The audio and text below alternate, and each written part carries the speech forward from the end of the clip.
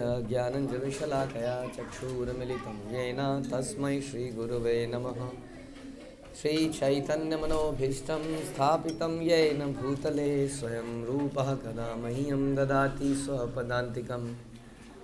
वन्देऽहं श्रीगुरौ श्रीयुतापदकमलं श्रीगुरुन् वैष्णवांश्च श्रीरूपं साग्रजातं सहगण रघुनाथान्वितं तं सजीवं साद्वैतं सावधूतं हरिजनसहितं कृष्णचैतन्यदेवं श्रीराधाकृष्णपादान् सहगण ललिता श्रीविशाखान्वितांश्च।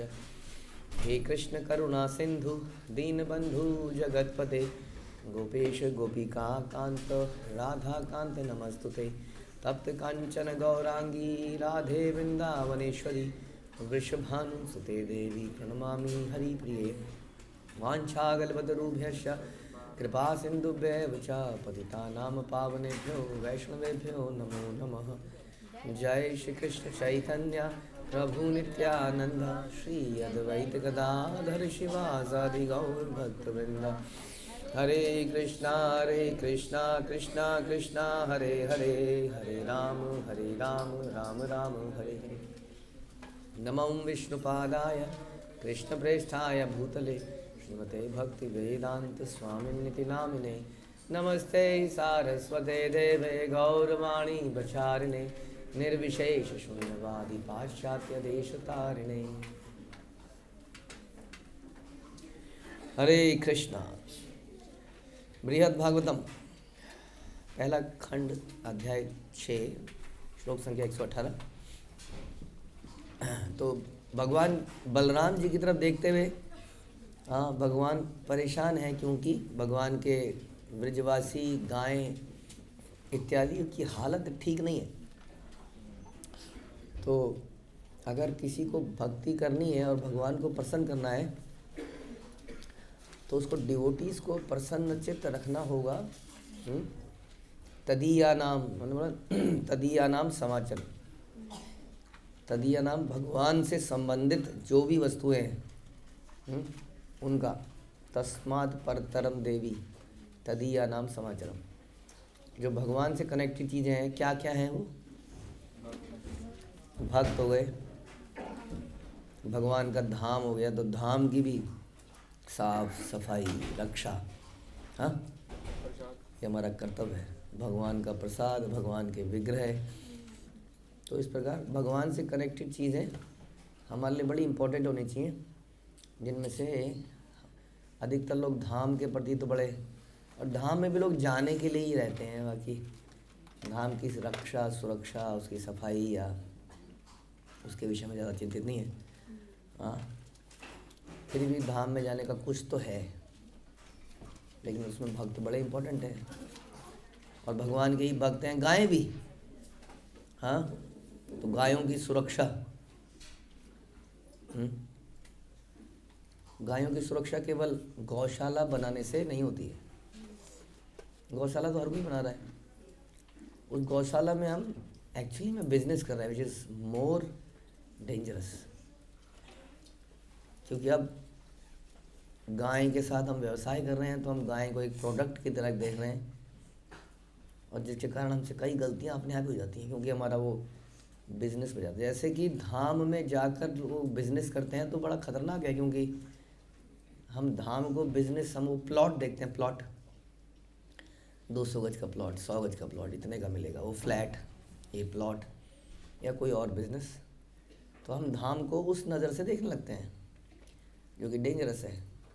उसी तरह से हम गायों को भी लाइव स्टॉक है हमारा, वो 10 गायें 20 गायें स्टॉक, और फिर हम कितनी रक्षा करेंगे उसकी, हम उसको कितना खिलाएंगे गाय को? इतना खिलाएंगे कि घी 5,000 रुपये किलो ना हो जाए, तो बिकेगा कैसे? अगर घी 5,000 रुपये किलो हो गया तो कोई खरीदेगा? कलयुग में तो कोई नहीं खरीदेगा, क्योंकि यहाँ पर हर चीज़ में यही सब है।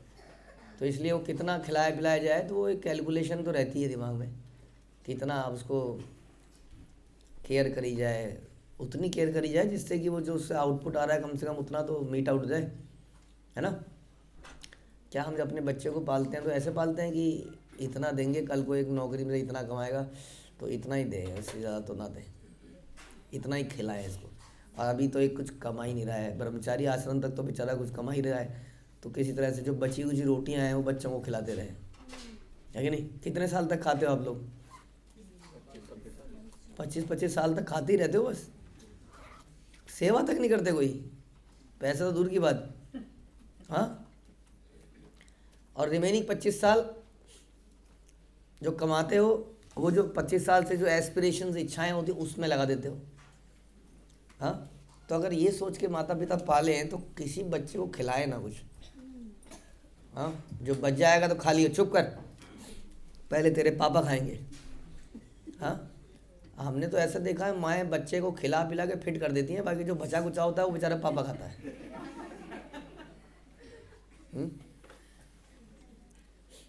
तो तदिया नाम, हम ये चर्चा कर रहे थे किस प्रकार से भगवान से संबंधित चीज़ों से हमारा कितना प्रेम होना चाहिए, जिसमें कि भगवान का धाम है, गायें हैं। और इस प्रकार हम बता रहे थे कि केवल गौशाला खोलने से काम नहीं चलेगा। तो वही देखिए, अब भगवान ने जैसे ही सुना कि गायों की हालत ऐसी हुई है, धाम की ब्रजवासियों की हालत है, तो भैया को देखा।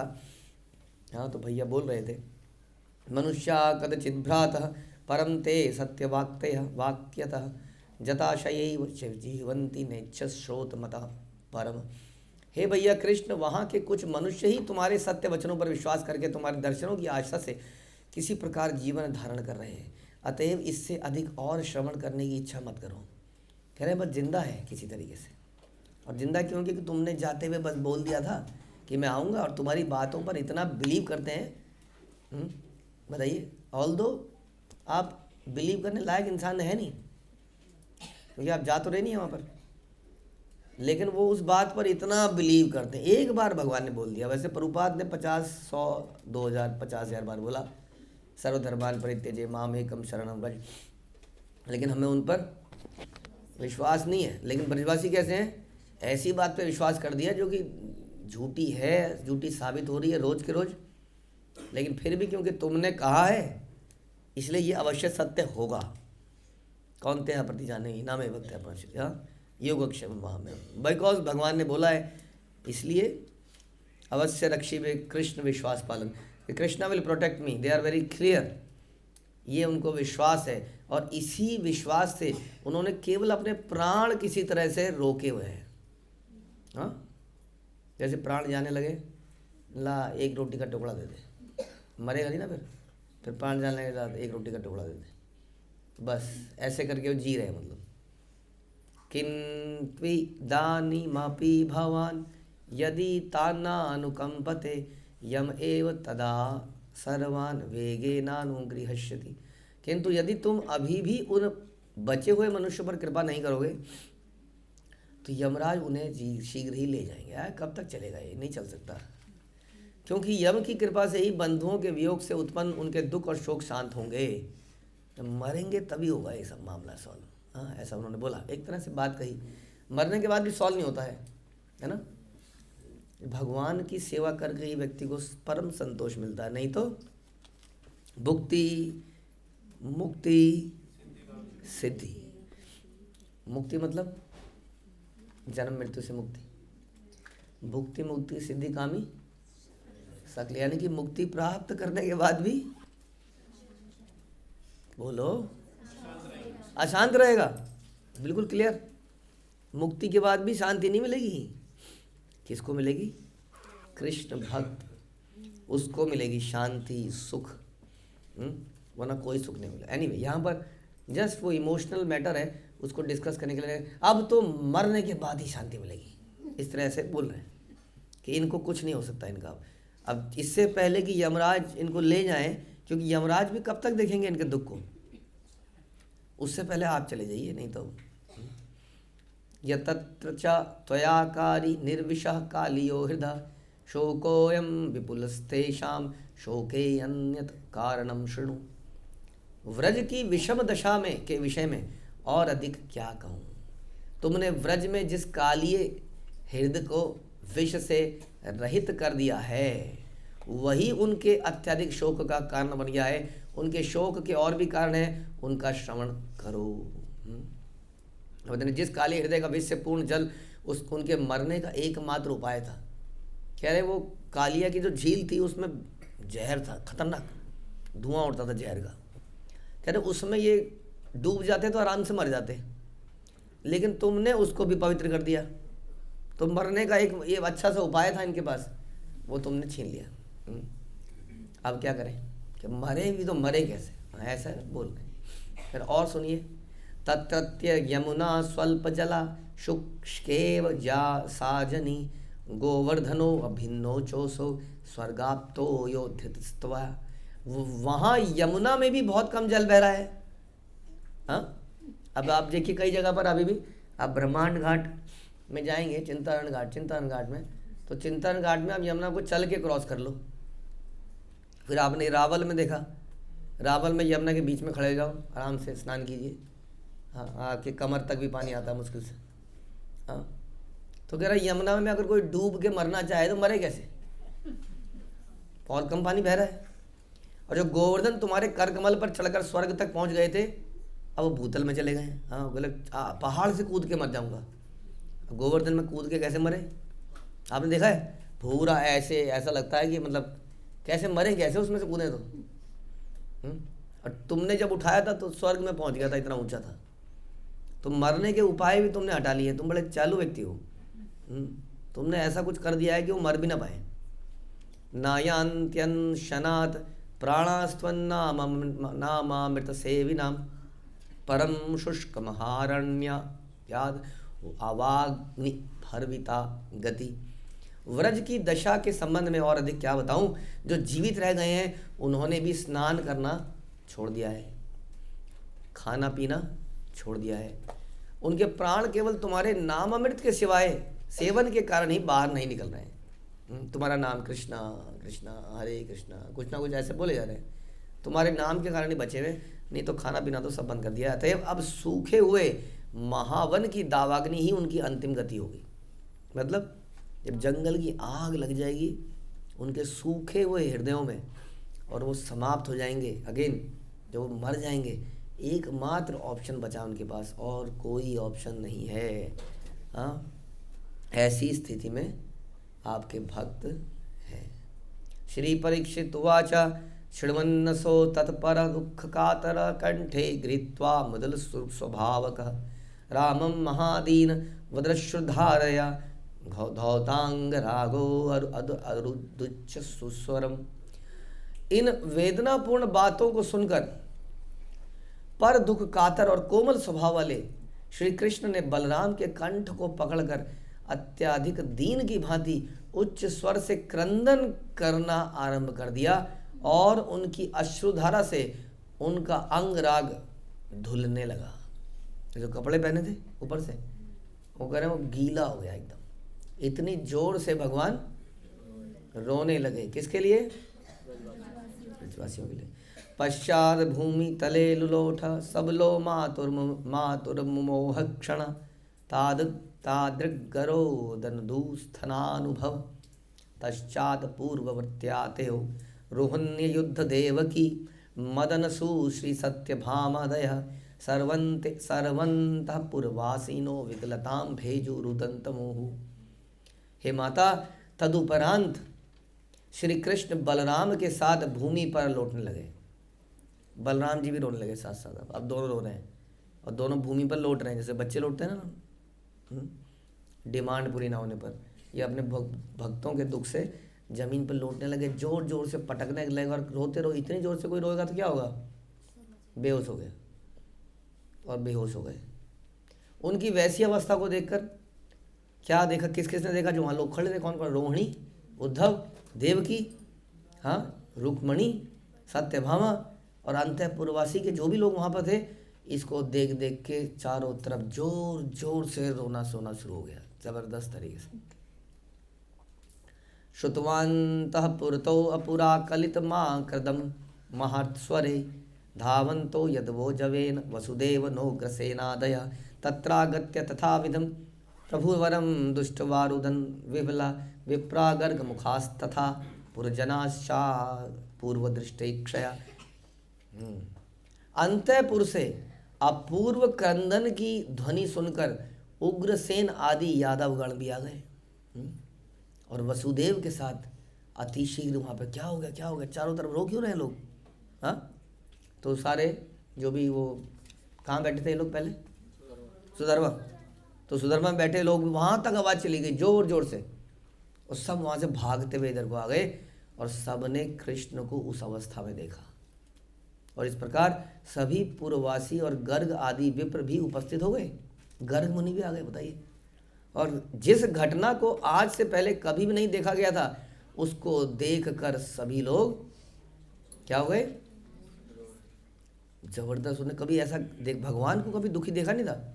हाँ, अभी एक प्रश्न आता है, ये हमारे जीव गोस्वामी ने ये टिप्पणी पर लिखी, तो उसमें बोला भगवान इज सच्चिदानंद, हमेशा आनंद में रहते हैं। तो बोला कि ये दोनों बातों को कैसे समझें कि भगवान हमेशा आनंद में रहते हैं और अपने भक्तों के दुख से तुरंत दुखी हो जाते हैं। अब ये दोनों बातें कैसे हो सकती है? इसीलिए भगवान को कहते हैं कि वो क्या है, अचिंत्य भेदवैत, you can understand, he can do both the things एक साथ, वो दोनों चीज़ें एक साथ करने में सक्षम है। वो प्रसन्न चित्त भी रह सकते हैं और दुखी भी रह सकते हैं। अब आओगे दोनों चीज़, इसीलिए प्रभुपाद कहते थे कोई अगर ऐसी चीज़ है जो भगवान नहीं कर सकते तो भगवान नहीं है, हम कर सकते हैं ऐसे। आपने किया ऐसा कि आप रो भी रहे हैं और हंस भी रहे हैं एक साथ, जोर से रो रहे हैं और जोर से हंस रहे हैं, no not possible. But Krishna can be like this, वो बहुत प्रसन्न, हमेशा सच्चिदानंद है वो तो, लेकिन इस प्रकार अपने भक्तों के लिए दुखी भी हैं। तो ऐसा घटना किसी ने कभी देखी नहीं थी, और देख के सभी जितने भी आए वहाँ पर, और बाहर से वो प्रभु जी लोग, वो भी जोर से, प्रभु जी का हृदय कैसा होता है, पत्थर का, वो पत्थर के हृदय वाले भी रोने लगे। हाँ, जैसे आप लोग रोते हो जब नाचते हुए गिर जाते हो, कोई थप्पड़ मार देता है, कोई अपमानित कर देता है, तो रोते हो कि नहीं? लेकिन भगवान के लिए या भक्तों के लिए या किसी के दुख में रोना नहीं आता है, लेकिन यहाँ पर सभी को रोना आ गया। और इसी रोते रोते माहौल में हमारा 6वां अध्याय समाप्त हो गया और हम 7वें अध्याय की तरफ आ गए। ये पूर्ण अध्याय। श्री परीक्षित उवाचा, परीक्षित महाराज ने कहा, इत्थम सपरिवारस्य मातस्यार्ति रोदनहि ब्रह्मांडम व्याप्य सज्जातो महामहोत्पात चय क्षणात्। हे माता, इस प्रकार जब कृष्ण सपरिवार आर्त स्वर से रोदन करने लगे, सपरिवार, पूरा द्वारका नगरी क्या कर रही है इस वक्त? सो नहीं रही है, क्या कर रही है? रो रही। क्या नहीं कर रही है? सो नहीं रही। सब द्वारका, पूरा द्वारका रो रहा है, हाँ, और हम सो रहे हैं। Very bad. तो हमारा हृदय पत्थर का भी नहीं है, हमारा हृदय किसका है? डायमंड का। डायमंड अच्छा भी लगता है ना, क्योंकि डायमंड पत्थर से भी ज़्यादा हार्ड होता है। ये तो बड़ा अच्छा सा लग रहा है, लेकिन डायमंड का हृदय हमारा लोहे का हृदय, कि वो सारा द्वारका रो रहा है और हम सो रहे हैं। तब उनके इस क्रंदन की ध्वनि क्षण मात्र में ही पूरे ब्रह्मांड में व्याप्त हो गई। आपको सुनाई दे रही है? सुनाई दे रही है? कथा के माध्यम सुनाई दे रही है ना? पूरे ब्रह्मांड में व्याप्त हो गई, सारा ब्रह्मांड में रोने की आवाज़ आ रही है। उस समय नाना प्रकार के भयानक उत्पात होने लगे। अब भगवान की शक्तियों को लगा होगा ये तो कुछ गलत हो रहा है, तो उन्होंने उत्पात करना शुरू कर दिया। और उल्कापात, वो ऊपर से कुछ कुछ गिरने लगा, धूमधाम चारों तरफ, ऐसा लगा कि वो प्रलय। हाँ, भगवान की शक्ति ने कहा नहीं छोड़ेंगे, किसी को नहीं छोड़ेंगे, मार देंगे सबको। किसको मारे? तत्रान्य बोध का भावात स्वयमागा चतुर्मुख वृतो वेद पुराणाद्य परिवार सुरेरपि। वहाँ पर सांत्वना देने वाला कोई था ही नहीं। कौन किसको चुप कराए? जो सांत्वना देने के लिए आता था वो भगवान को, बलराम जी को, रोहिणी को, सत्यभामा को, देवकी को, इन सब को देखकर वो वहीं पर रोने लग जाता था। सभी लोग स्वयं ही मोहित थे। अतएव चतुर्मुख ब्रह्मा स्वयं वेद पुराण आदि परिवार और देवगणों से परिवृत होकर उस स्थान पर आ गए। ब्रह्मा जी आ गए एकदम से। सुनो सुनो सुनो, सुनिए। देहिनो अस्मिन् यथा देहे कौमारम यौवनं जरा तथा देहांतर प्राप्ति धीरज तत न मुह्यते। आप क्यों इतना चिंता करते हैं? मर जाएंगे तो क्या, मरेंगे क्या? ब्रजवासी मरेंगे? कैसे मर सकते हैं? क्योंकि वो तो आत्मा है। हाँ, तो सारे वेद पुराण आदि वहाँ पर ब्रह्मा जी के साथ आ गए। तम पूर्व दशाभाजम प्रेष्ठ प्रणय कातरम निगूढ़न ज महात्मय भर प्रकटो अद्भुत प्रकटो उन्नोद्धम धतम महानारायणं ब्रह्म पितरं गुरुमात्मनः सचमत्कार मलोक्य ध्वस्त धैर्योरुदधा क्षणम। ब्रह्मा ने विस्मय पूर्वक देखा।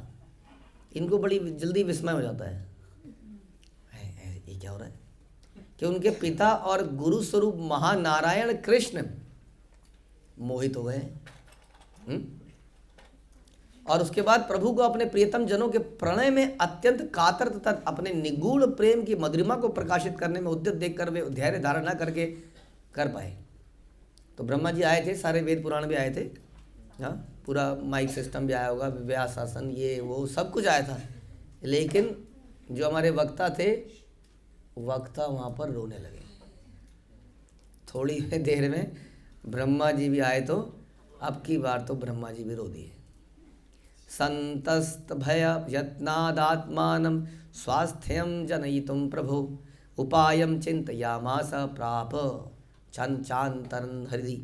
तदंतर श्री ब्रह्मा बड़ी मुश्किल से बोलना चाह रहे हैं, लेकिन कुछ बोले तो आवाज़ ही ना निकले, रोना आ जाए। तो बड़ी मुश्किल से उन्होंने किसी तरह लंबी सांस ली, रोका, कुछ किया और धैर्य धारण किया, किसी तरह से रोका अपने आप को।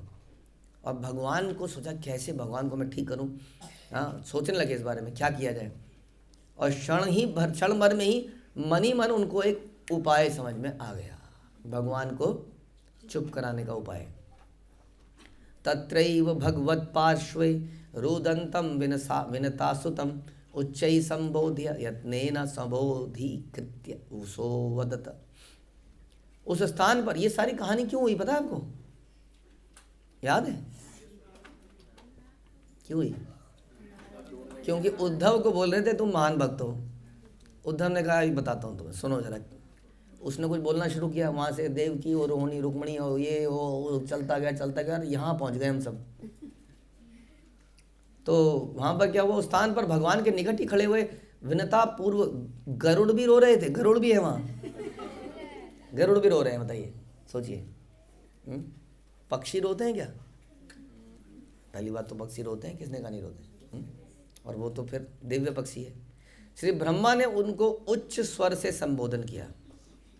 हाँ, जोर से बोलना पड़ा क्योंकि बहुत तेज रो आगे, जैसे आप लोग सब रोओगे तो कितनी तेज आवाज आएगी, तो तेजी से बोला और सचेत करके कहने लगे। ब्रह्मा जी ने गरुड़ को बोला, यच्छ्री वृंदावनम मध्ये रेवतादि समुद्रयो श्रीमन्नंद यशोदादि पति मालां कृतांतरम गोयुद्धे स्थादृशयुक्तं रचितं विश्वकर्मणा राजते माथुरं साक्षात् वृंदावन निवागतम् तत्रेमं साग्रजं यत्नाद्य स्थावस्थं शनैर्नया केवलं यातु तत्रैषा रोहिण्यन्य न कश्चन। ब्रह्मा जी ने कहा कि लवण समुद्र और रेवत पर्वत के बीच में विश्वकर्मा द्वारा निर्मित नंद यशोदा और गायों के युथों की प्रतिमाओं के द्वारा अलंकृत वृंदावन एक जगह है। बोलने लगे, गरुड़ को बोल रहे हैं, देखिए जी, लवण समुद्र के पास में। लवण समुद्र मतलब नमक का समुद्र में कोई समुद्र ऐसा भी है? कौन सा है नमक का समुद्र? कौन सा है? सारे समुद्र लवण समुद्र हैं यहाँ के। तो फिर इसका मतलब दूध के, दही के, बाकी चीज़ों के भी समुद्र हैं। तो उन्होंने कहा लवण समुद्र कौन सा वाला की बात कर रहे हैं? ये भौम वृंदावन, यहाँ की बात बता रहे हैं कि यहाँ पर कोई रेवत पर्वत है, उसके बीच में विश्वकर्मा ने बनाया है कुछ, कहते हैं नंद भवन इत्यादि, 84 खंबा। वहाँ पर एक वृंदावन नामक एक स्थान है, वह मथुरा मंडल के अंतर्गत आता है और साथ साथ वृंदावन की भांति ही विराजमान है। अतः यानी कि उस वृंदावन के भांति ही है। अतः तुम कृष्ण को उनके ज्येष्ठ भाता के साथ इसी अवस्था में यत्न पूर्वक धीरे धीरे चलाना, लेकिन वो वृंदावन में ले जाओ। किसको बोला? गरुड़ को, कि वहाँ पर इनको ले जाओ। केवल रोहिणी देवी ही उस स्थान पर जाएं और कोई ना जाए। ऐसा क्यों? क्योंकि उस भाव की है ना वो। ये तो द्वारका भाग गए हैं सारे। वहाँ भाव ही डिफरेंट है और कन्फ्यूजन से हो जाएगी। तो रोहिणी जी जा सकती हैं कि तो वहीं से आई हैं। तो परीक्षित उवाचा प्रयत्नात् स्वस्थतां नीतो ब्रह्मणा सा खगेश्वर विशारद दवर पृष्ठे मंद मंदम न्यधत्त। तो परीक्षित ने कहा, श्री ब्रह्मा द्वारा यत्न पूर्वक सचेत किए जाने पर पक्षीराज गरुड़ ने श्री कृष्ण और बलराम को धीरे धीरे अपनी पीठ पर बैठा लिया। अरे ये काम तो पहले भी कर सकते थे। और रोने धोने में इस बात की समझ ही नहीं आ रही, जा भी तो सकते हैं। अब कोई बोले श्री कृष्ण जाते क्यों नहीं है, पता नहीं क्यों नहीं जाते। उसको याद में वहीं पर बैठ के रोने लगते हैं। उनको यही समझ नहीं आता कि मैं जा भी सकता हूँ, या जो भी इसके पीछे गहरी बातें हैं। तो अभी गरुड़ ने आज्ञा प्राप्त करी और कृष्ण बलराम को धीरे धीरे रोते रोते ही बिठा लिया अपनी पीठ पर। स्वस्थानम भेजिरे सर्वे चतुर्वक्त्रेण बोधिता संज्ञामि वाक्तो रामस्तु नियमानो गरुत्मता। ऋषि वसुदेव आदि यादवगण ब्रह्मा द्वारा सांत्वना दिए जाने पर अपने स्थानों पर चले गए। ब्रह्मा जी ने कहा रुको रुको रुको, नहीं नहीं और कोई नहीं जा सकता, रुको रुको रुको। किसी तरह उनको सांत्वना, तुम्हारे साथ तो रोज ही हैं, उनके बारे में तो सोचो, यहीं तो रहते हैं रोज, वहाँ नहीं जाएं क्या। किसी ने सांत्वना दी, वो लोग रुक गए अपने स्थानों पर। जब गरुड़ दोनों भाइयों को स्थान पर ले जाने लगे, उसी समय बलराम जी को कुछ होश आ गया। हाँ, भाव में ही थे वो। श्री नंद नंदनस्तत्र पर्यंके स्थापिता शनै साक्षादिवावतिष्ठन्ते यत्र तद गोपी गोपिका। उस नवनिर्मित वृंदावन में जिस स्थान पर गोप गोपिकाओं की प्रतिमाएं साक्षात की भांति विराजमान थी, क्या समझ में आया आपको? वहीं पर गरुड़ नंदनंदन को धीरे धीरे पीठ से उतारकर पलंग पर लेटा दिया। ऐसी जगह पे ले गए थे जहाँ पर उस वृंदावन की प्रतिमाएं थी। हाँ, समझ में आया? ऐसी जगह में ले गए। जैसे हम लोग क्या करें आज की डेट में, हम लोग वृंदावन जाते हैं तो हमें क्या दिखता है? विग्रह, श्याम सुंदर, राधा गोविंद, हाँ, राधा रमण। हाँ, अब जगह जगह हम ढूंढ रहे होते हैं कृष्ण को, लेकिन हमें कृष्ण के विग्रह मिल रहे होते हैं हर जगह, है कि नहीं? और विग्रहों से ही हम प्रसन्न हो जाते हैं भगवान के दर्शन। और दर्शन हो गए, दर्शन हो गए, भागो बंद होने वाले हैं, भागो। और दर्शन करके हम प्रसन्न हो जाते हैं। हाँ, तो उनको लगा कि ऐसी जगह एक बनाई जाए। किसने बनाई वो जगह? विश्वकर्मा ने। बिल्कुल वैसा ही एक जगह बनाई है जहाँ पर सारे गोप गोपियाँ, उनकी क्या है, प्रतिमाएं वहाँ पर हैं। और वहाँ पर गरुड़ देव उनको लेके उतार दिया और पलंग पर लिटा दिया नंदनंदन को। उद्धवेन सहागत्य देवकी पुत्रवत्सला रुक्मणी सत्यभामाद्या देव्य पद्मावती च सादृशागतं कृष्णं शक्तास्त्य तु मंजसा दूरादृष्टै पथै तिष्ठतिल्लीय ब्रह्मयांचया। पुत्रवत्सला देवकी, रुक्मणी, सत्यभामा आदि महिषियों तथा पद्मावती भी कृष्ण की ऐसी दशा को देखकर उन्हें सहसा त्याग न सकी और उद्धव के साथ उस नव वृंदावन में आ गई। ये लोग भी आ गए पीछे से। मना तो किया था, लेकिन इनसे कैसे वहाँ पता नहीं क्या क्या होगा, क्या खाएगा क्या पिएगा। मम्मी जी भी साथ में बच्चे के साथ स्कूल में आ गई। फिर धीरे धीरे मम्मी जी बच्चे के साथ कॉलेज में भी आ गई। कॉलेज में कहा भाई तू मम्मी के साथ आता है, एडमिशन कराने, स्कूल सर्टिफिकेट बनवाने, हाँ, हर जगह पहुँच रही है। कौन? मम्मी जी। तो इस प्रकार ये सारी मम्मियाँ और जो भी लोग थे, ये सब उस नव वृंदावन में आ गए। नव वृंदावन समझ गए ना आप? ये नव वृंदावन बनाया है। किंतु ब्रह्मा की प्रार्थना से वो कुछ दूरी पर ही रहे, वहाँ आए नहीं, मेन जगह पे नहीं आए। दूरी से देखते रहे कि चल क्या रहा है, यहाँ पर क्या होगा अब। हाँ, बड़ा डिफरेंट सी जगह लग रही है। जैसे हम वाड़ा में जाते हैं ना, वाड़ा में तो वहाँ पर एक तरह का नव वृंदावन दिखता है, सारे मंदिर। उस मंदिर सारे घूमने में एक दिन तो कम लगता है हमें वृंदावन में। वहाँ तो फटाफट ये रमण आ गया, राधा रमण आ गया, गोविंद देव जी आ गए, मदन मोहन आ गया, फटाफट फटाफट फटाफट सब घूम सकते हैं। तो ऐसे ही जगह बनाई। तो अब ये सब दूर से देख रहे हैं कि वहाँ पर क्या होगा, कृष्ण कैसे रिएक्ट करेंगे इस जगह को देखकर। क्या ये कहेंगे है सब नकली है, या क्या करेंगे? जानना चाहते हैं आप? ये तो कल सुनना पड़ेगा। हरे कृष्णा। श्रील प्रभुपाद की जय। श्री बृहद भागवतम की जय।